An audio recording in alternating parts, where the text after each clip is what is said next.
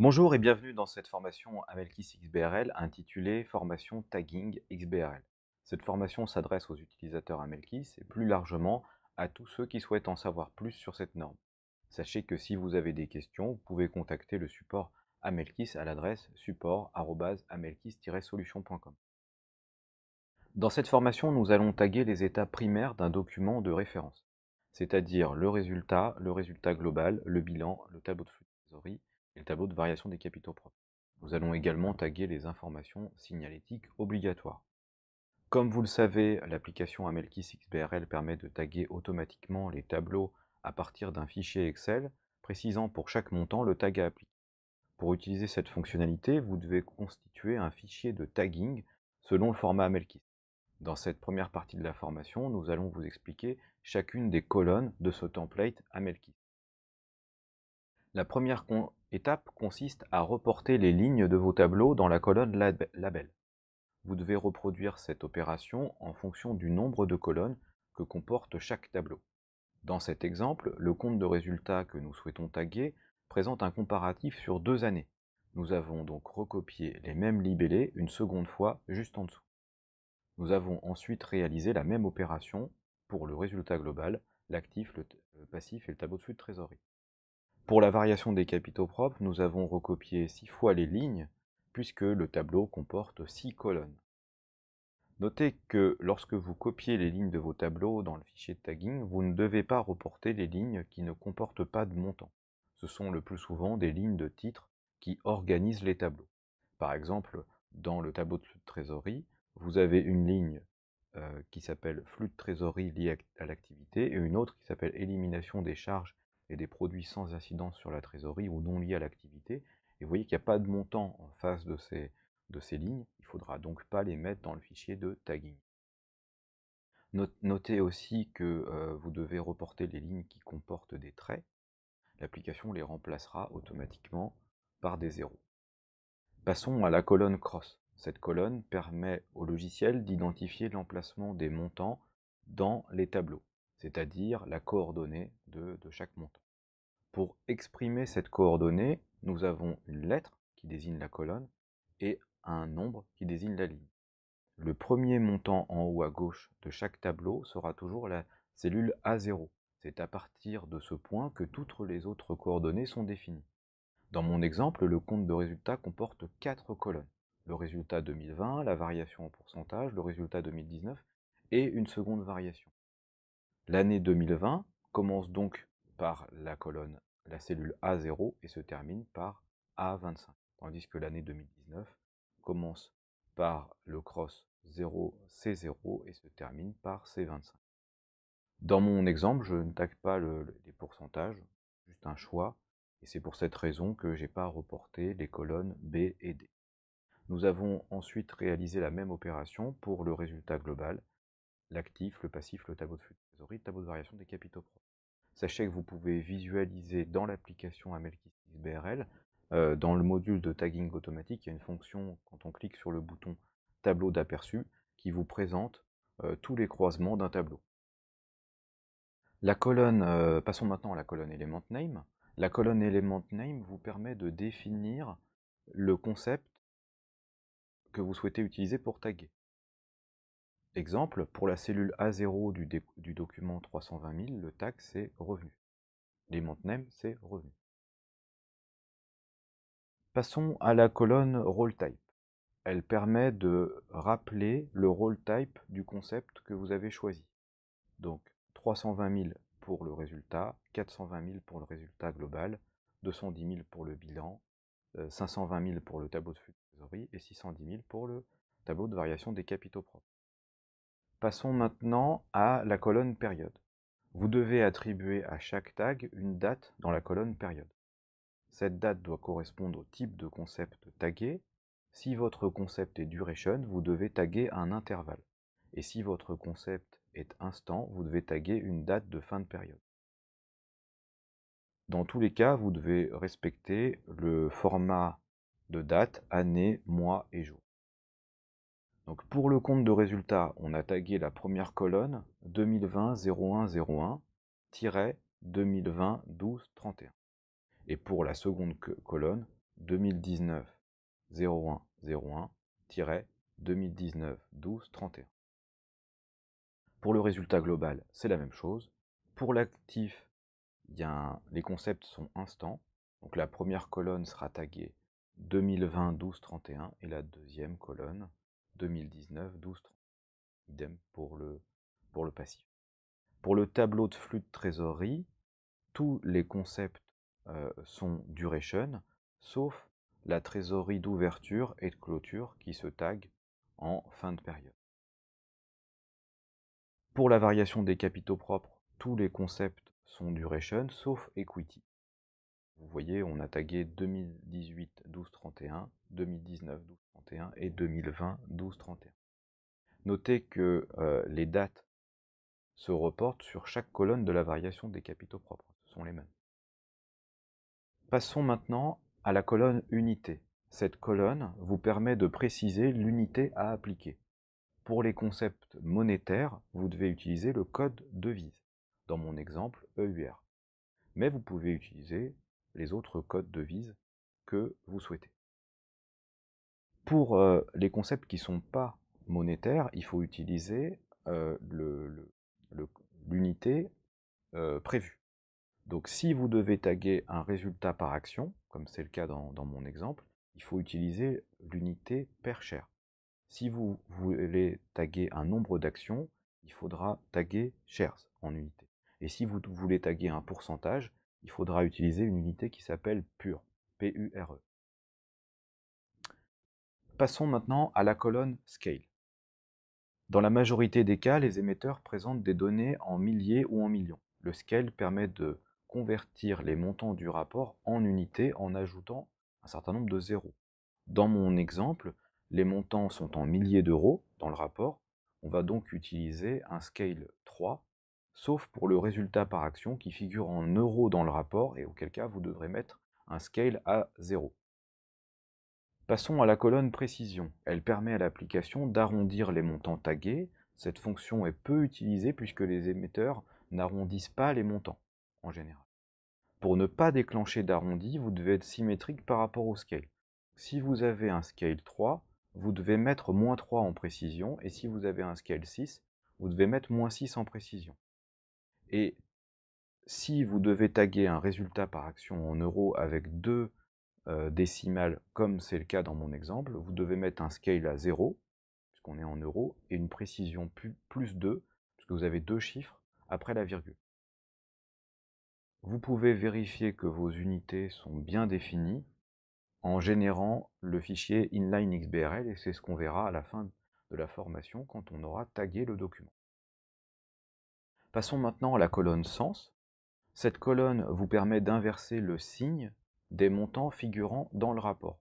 Comme vous le savez, la taxonomie gère automatiquement les formules de calcul en fonction du sens débit et crédit des concepts. Dans notre exemple, le montant des charges de personnel figurant dans le rapport est de moins 9101. Or, dans le règlement ESEF, l'application va automatiquement soustraire le montant tagué pour calculer le résultat opérationnel courant. Pour que le calcul ESEF fonctionne, vous devez donc inverser le signe du rapport. Et vous devez appliquer cette logique à tous les concepts débiteurs du compte de résultat en ajoutant un moins dans la colonne sens. Ça, c'est valable pour la présentation qu'on a là. On a des groupes qui présentent pas de moins, qui n'auraient pas présenté leur charge de personnel en moins. Donc là, ceux-là, évidemment, n'ont pas à le faire. Pour l'actif, tous les concepts sont débiteurs. Donc l'application additionne tous les montants sans changer leur signe. Donc il n'y a pas besoin d'inverser les signes du rapport. C'est pareil pour l'actif. Pour le tableau de flux de trésorerie, tous les totalisateurs sont en général débiteurs ou sans sens. Et selon votre présentation, vous devrez sûrement inverser le signe des concepts créditeurs. Une fois que vous aurez tagué vos documents, il faudra lancer les calculs pour valider que vos signes sont correctement gérés et on le verra, on taguera le document. Dans la colonne variation des capitaux propres, il y a systématiquement un compte débiteur, c'est la distribution des dividendes, et si votre présentation, dans votre présentation, vous mettez moins, par exemple 22 098, là, effectivement, il faudra aussi inverser les dividendes la distribution des dividendes. Passons à la colonne dim1 et value1. Value 1. Elles permettent d'utiliser une seconde dimension pour le tagging. Cette fonctionnalité est systématiquement utilisée pour taguer la variation des capitaux propres. Pour taguer la colonne capital, on va saisir Issued Capital Member dans la colonne 1. Pour taguer les primes, la colonne prime, dans le mapping, on a défini que c'était Share Premium Member. Pour les réserves et le résultat, c'est Reserve and Retained Earning Member. Pour les capitaux propres du groupe, c'est Equity Attributed to Owner of Parent Member. Pour la participation ne donnant pas le contrôle, c'est Non-Controlling Interest Member. Et pour le total des capitaux propres, on n'a pas mis de member. Comme dans la plupart des mappings, la dernière colonne, il y a total des capitaux propres, il n'y a pas de member. C'est juste un croisement entre les concepts et les dates. Pour utiliser cette fonctionnalité, vous devez également rappeler dans la colonne dim1 le nom de la dimension auquel appartiennent les valeurs issues de Capital Member, Share Premium, etc. En l'occurrence, il s'agit de Component of Equity Axis. Passons à la colonne version. Elle permet d'ajouter un commentaire au tag de manière à faciliter le tagging. Le plus souvent, on ajoute actif et passif, et de cette manière, l'application comprend qu'il y a deux tableaux différents pour le même role type, 210 000, actif et passif.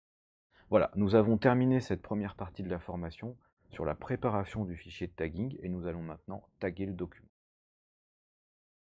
Pour taguer un document, vous devez vous connecter à l'application Amelkis XBRL. Vous devez avoir créé une taxonomie et créé un reporting. Nous avons déjà vu la création de la taxonomie dans la formation taxonomie. Passons donc à la création du reporting. Pour créer un reporting, vous devez vous connecter à l'application Amelkis XBRL. Vous devez sélectionner le module reporting et appuyer sur nouveau. La création du reporting permet de définir la date de clôture de votre exercice et sélectionner la taxonomie que vous souhaitez utiliser. Donc définissez le nom du reporting ainsi qu'un libellé. Sélectionnez votre date de clôture ainsi que la taxonomie que vous souhaitez utiliser et renseignez également le code LEI de l'émetteur et le nom de l'émetteur. Pour le nom de l'émetteur, vous devez reprendre le nom que vous avez utilisé dans le fichier de taxonomie. Dans l'exemple, il s'agissait de démo. Vous devez ensuite vous rendre dans le module tagging pour importer le fichier PDF et le taguer. Cliquez sur le bouton Importer, cliquez sur Parcourir et sélectionnez votre PDF. Donnez un nom au fichier PDF que vous allez importer et sélectionnez la langue de votre document. Puis cliquez sur Enregistrer. Le thème, le workflow, le projet sont des fonctionnalités du module Disclosure Management. Elles ne sont pas utilisées dans le tagging d'un document PDF. Fermez ensuite la fenêtre. Vous pouvez maintenant, dans le module Tagging, sélectionner le document à taguer et cliquer sur Taguer. Sur la partie gauche, vous avez le PDF converti en HTML.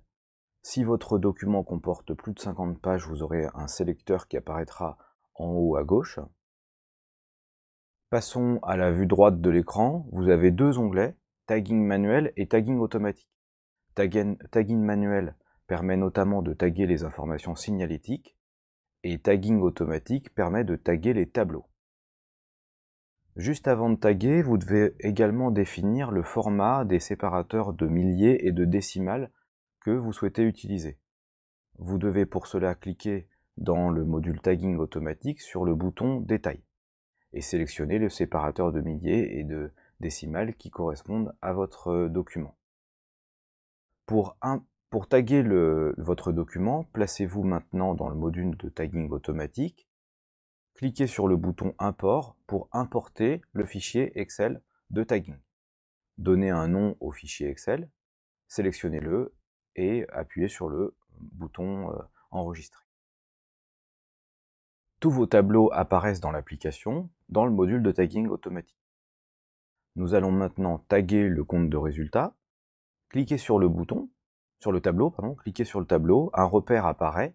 Maintenez la pression de manière à dessiner une zone intégrant tous les montants, puis relâchez la sélection. Tous les montants apparaissent en vert. Vous pouvez appuyer sur le tableau d'aperçu si vous souhaitez vérifier les coordonnées de vos montants. Pour taguer, il faut ensuite sélectionner votre tableau correspondant à votre sélection et cliquer sur Taguer. L'application vous indique que le tableau est tagué avec une petite icône verte. Pour visualiser les tags, vous pouvez appuyer sur le stabilo en haut à gauche. Pour supprimer les tags, vous devez sélectionner le document à droite et cliquer sur Supprimer les tags. Reproduisez l'opération de tagging pour le résultat global, l'actif, le passif, le tableau de flux de trésorerie et la variation des capitaux propres.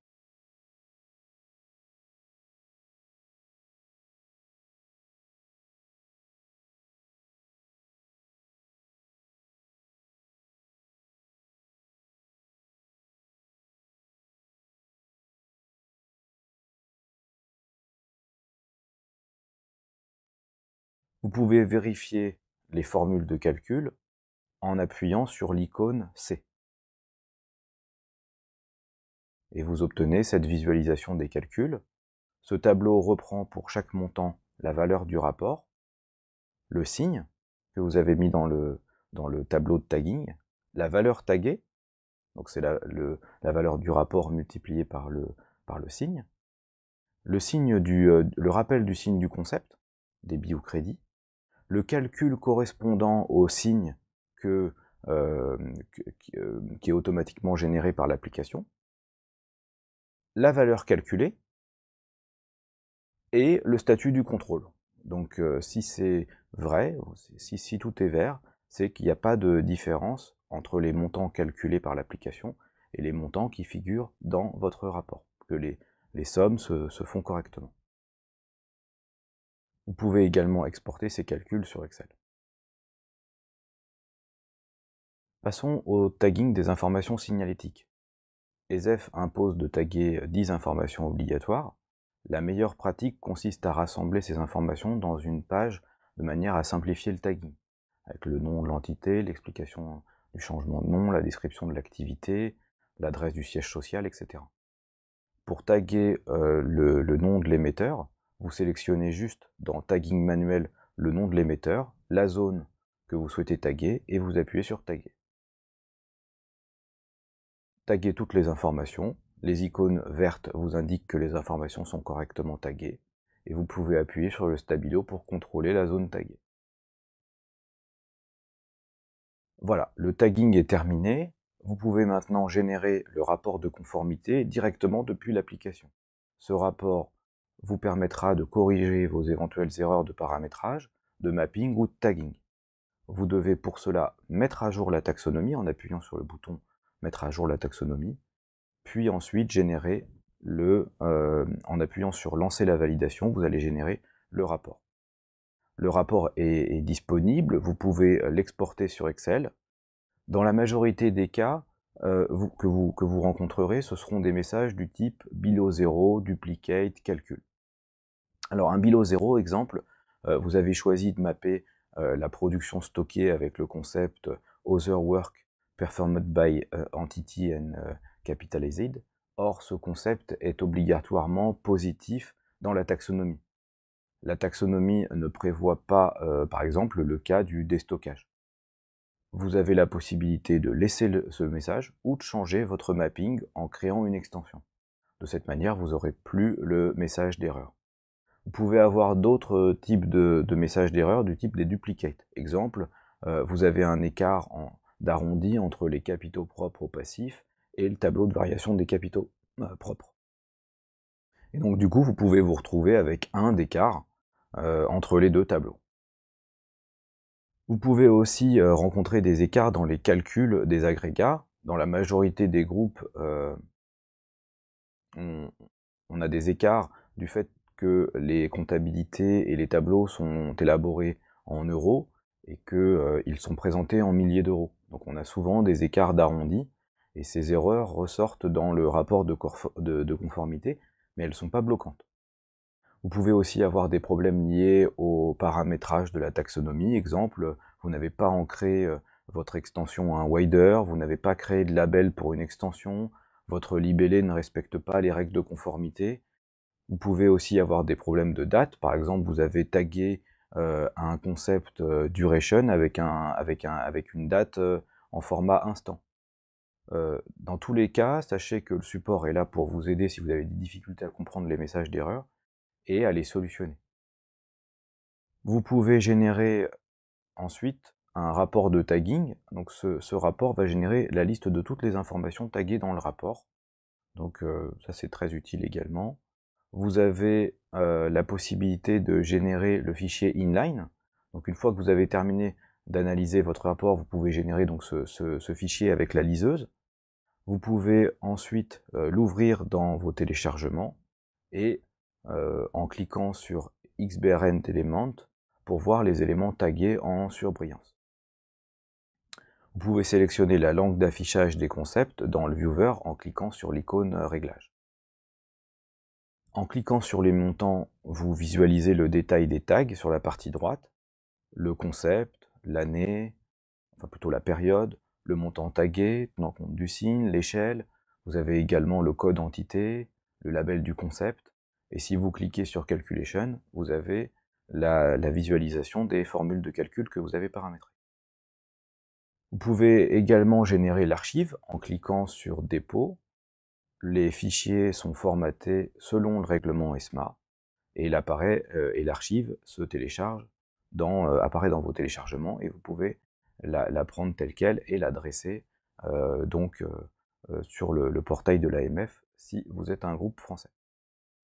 Voilà, je vous remercie pour votre attention. Cette formation est maintenant terminée et je vous invite à suivre les autres formations qui rentrent un peu plus dans le détail des choses un petit peu plus techniques. Voilà, merci beaucoup. Au revoir.